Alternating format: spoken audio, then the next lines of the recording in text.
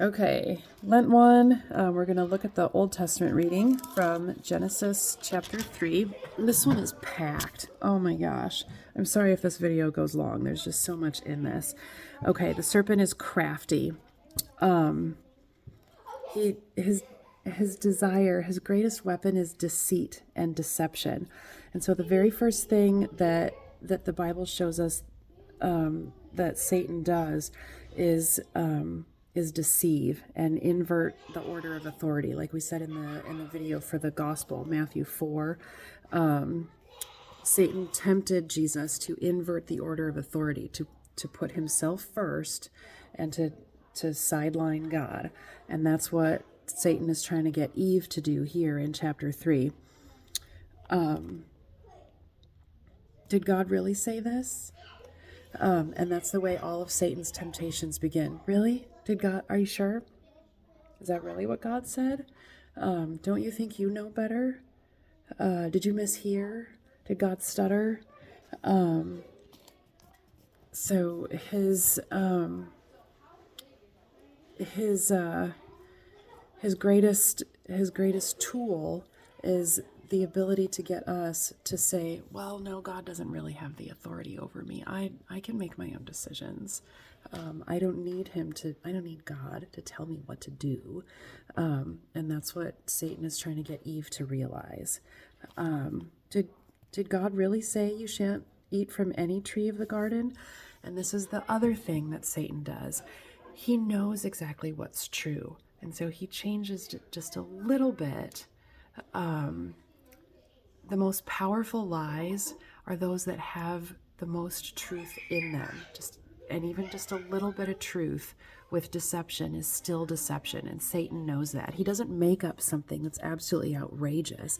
He takes what God says and just changes it a little bit, one part, and that is why it is so difficult for us to withstand the lies of the devil, because they seem true. And so the woman says, no, we can eat from the trees, but there's this one that he said. And so Eve is, we don't entertain Satan. Okay. When he tempts us, we banish him. We say, be gone. You're rebuked. Crawl on back to hell where you came from. There's nothing for you here. We don't get in a conversation with him and try to be rational or explain, because we don't win. He wins. And so she gets in a conversation with him and tries explaining what is real. No. He said, we can't eat of that tree.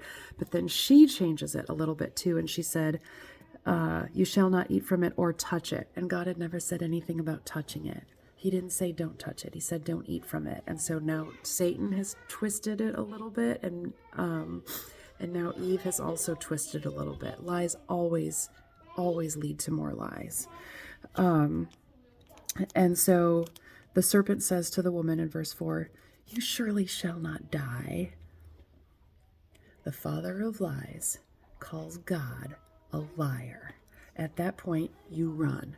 You get out of there, because there is nothing good that is about to happen when the father of lies is calling truth, God, a liar.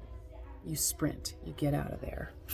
And so then in verse 5, what he wants Eve to do is see how neat it would be to be like God. They're already in God's image, and Satan isn't. Angels aren't made in the image and likeness of God. They are created by God, but they're not like humans. They don't have God's spirit in them. And so Satan's temptation here is to rush God's timetable. Ultimately, we will be like God. He will make us like him, and we're promised that for eternity. Now we see as through a glass darkly, then we will see face to face, for we shall be changed, and we shall become what Christ is. But here's another shortcut, just like the shortcut that Satan wanted Jesus to take in the wilderness in Matthew 4 after his fasting. Satan wants Eve to take a shortcut. You can be like God now. You don't have to go through your life. You don't have to go through anything else. Take it. It's yours now. I'll give it to you. Forget God. He's a liar. You don't have to listen to him. And so then Eve starts thinking things for herself. Oh, the tree's really good. It's really delightful. Wisdom is good, right? Why shouldn't I want wisdom? Why shouldn't I want to be like God? But see what Satan did? He took something that was true and he twisted it. To believe that God is a liar and to believe that God's ways are not the best ways for us. Figure it out on your own, Eve. Figure it out on your own. Me, myself, just think about it. And then see who you can get to come with you. Don't just do it for yourself. Invite a friend. And so Eve is deceived because the truth was changed just a little bit, and because he called God a liar, and because he played it up like it was going to be this really great thing. You'll be wise. You'll be like God. Surely there's nothing wrong with that, right? Don't you want to be like God? And so this is why deception is so dangerous and why it's so important for us to stay so close to the word so that we know what's true. So then they get the consequence. Fall of man. Now both their eyes are opened. They realize that they're naked, and we hide now from that moment on until today. We're hiding. We're trying to hide from God, and we're trying to hide from each other.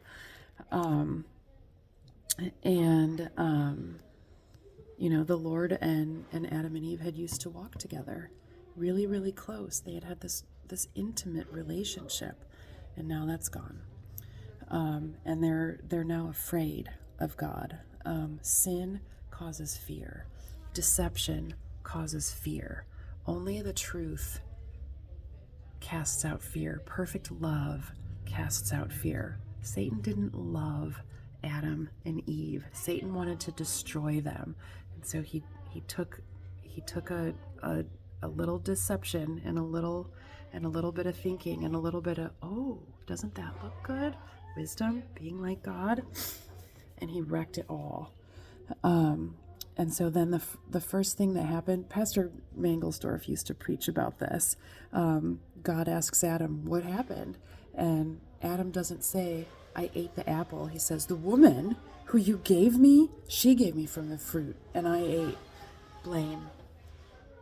Adam does not point the finger at himself. He points the finger at Eve. Eve does not point the finger at herself. She points the finger at Satan. And this is what deception and sin does to us too. It makes us refuse to see our role, and we are always looking for somebody else to blame.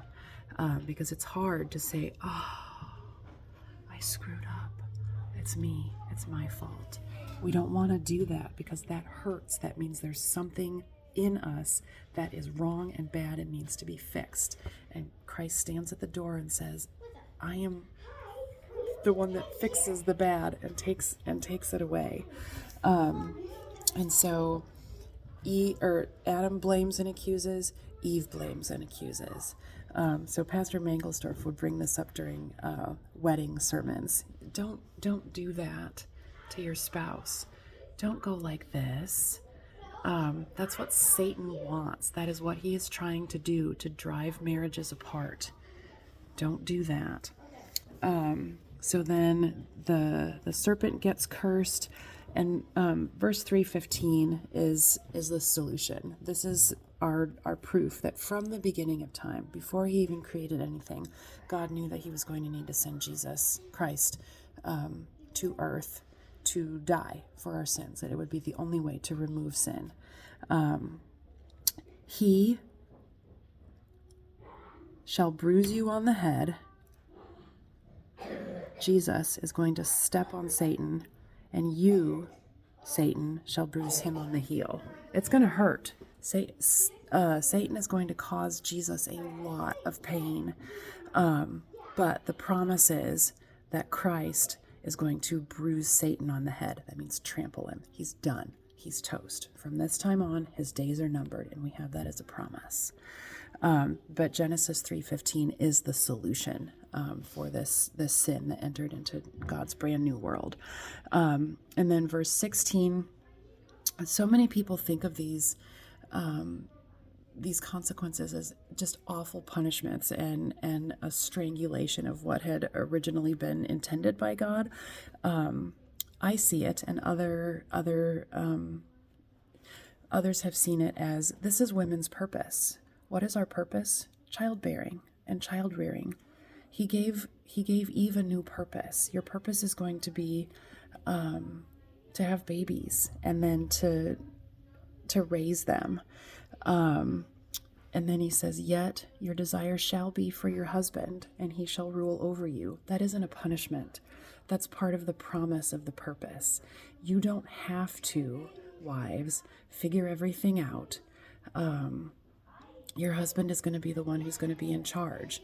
And we see over in Ephesians 5, I think, that while wives, are to submit to their husbands, husbands are to love their wives like Christ loved the church. And that is the harder thing. And this is born in this Genesis passage also. Your desire shall be for your husband. There's nothing wrong with that. We are supposed to desire our husbands. And in terms of ruling over us, that is as Christ rules over the church, which is with love and tenderness and self-sacrifice. So that it isn't bad that there's an order and a structure and a framework for how families are supposed to function. And then he gives Adam a purpose too. Your purpose is going to be to work and to provide for your family. It's not going to be easy, but everybody needs a purpose. So many people end up committing suicide because they don't have any purpose. Nobody expects anything of them. Nobody needs anything from them, and they despair. God gave us our purpose right here immediately after the entry of sin into the world. Women are to bear children and to raise them. Men are to work and provide. This is also proof that men and women are different. We can't have all this trans nonsense. It's not biblical. It's not from God. So then we say this on Ash Wednesday: you are dust, and to dust you shall return. And that's what we need to remember about ourselves. In the order of the kingdom, we are at the... God is supreme. The order is God, us, not us, God. We need to remember that we are but dust. And that's what we're going back to. We're going to die. God doesn't die. So this kind of helps us remember who we are and what the proper framework is of things. And then it says in verse 20, the man called his wife's name Eve. To name something is to have dominion over it, and to have dominion over it means to provide protection. So Adam now becomes his wife's protector, and that's also part of a man's purpose, a husband's purpose, to protect his wife, to protect his children. That's why a woman takes her husband's name when they get married, because he brings her under his protection. The children have his name because they are under his protection. This is designed by God for our benefit. It's not a punishment. And God clothed him